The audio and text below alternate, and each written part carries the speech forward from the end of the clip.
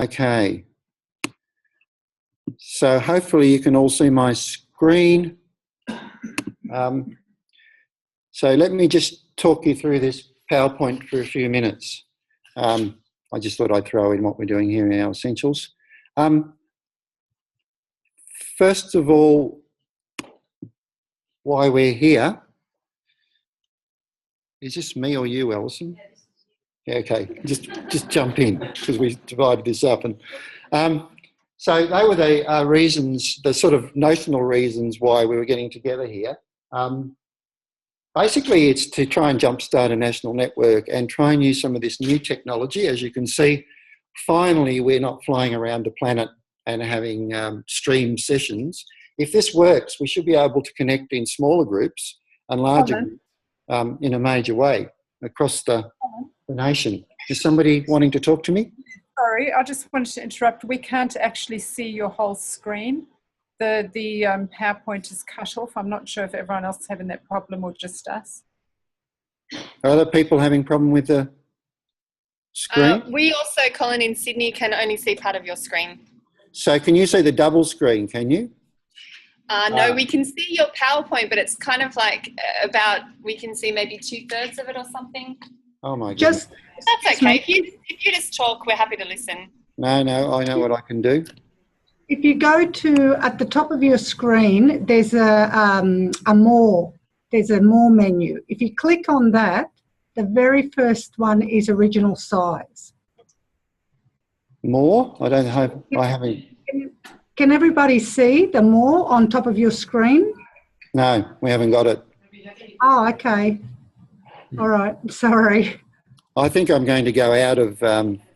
Colin, it's actually our thing to do, not yours. So yeah, no, we did that and it's worked. Yeah, all of the viewers who are viewing your presentation, if on our screens, if we go to the top of our screen and click on more, we can say fit to window or original size, and I can now see the full page. Thank you. Isn't this wonderful? Tutorials as we go. Is that working, folks?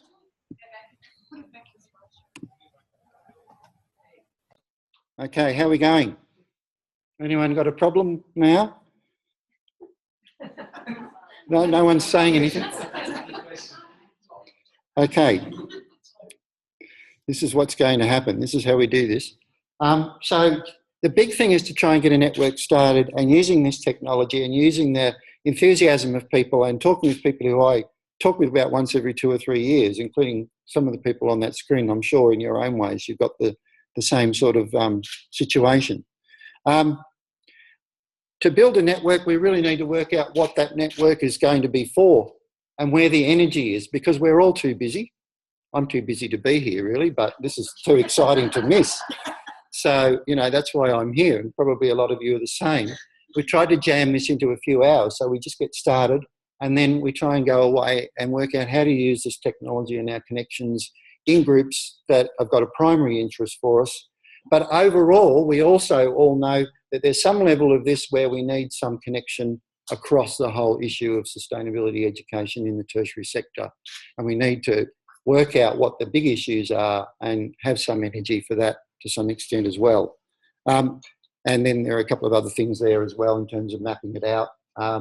One of the things we'll do today was ask you questions about what you think a national network might do.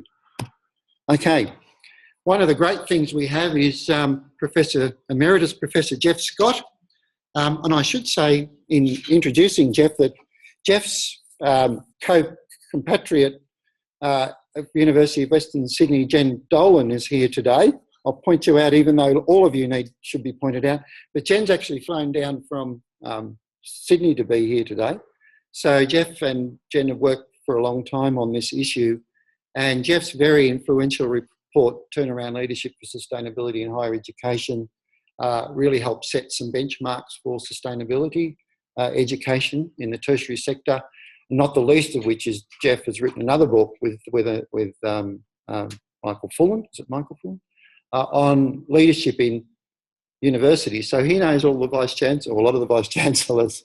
So Jeff is our mentor in this project, and he came down at our February forum and we did some great work around, how might we frame this?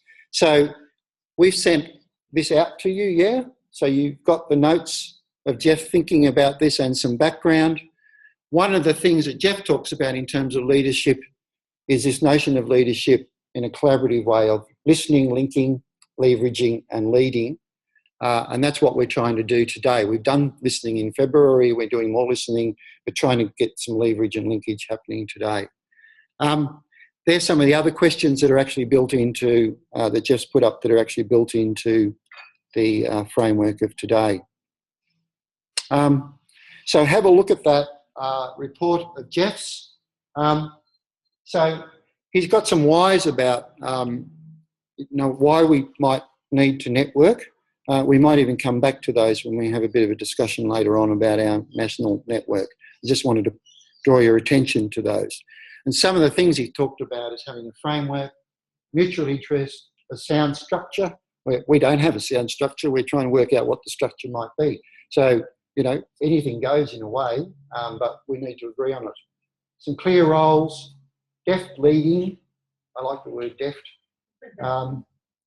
And just in time for me, positive, constructive feedback and collaboration, and personal relationships in reciprocal way. So this is what we're on about today. Where are we up to? We're 5 minutes behind.